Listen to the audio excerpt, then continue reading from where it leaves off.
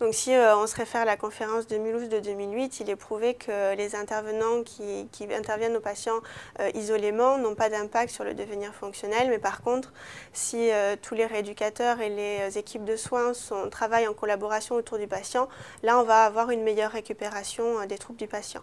Et donc c'est plutôt dans cette optique-là que l'ergothérapeute peut avoir des difficultés dans sa volonté de mettre en place une dynamique pluridisciplinaire et pour transférer des compétences. Je pense surtout au positionnement qui doit être relayé 24 heures sur 24.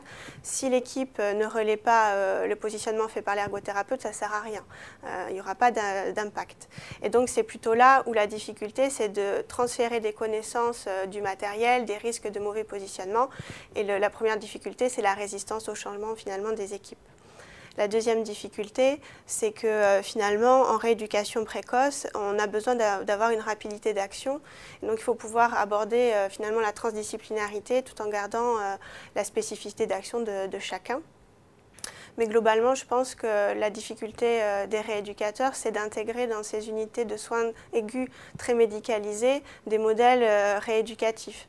Et d'autant plus pour l'ergothérapeute qui va apporter dès la phase précoce une approche très réadaptative finalement de la personne AVC.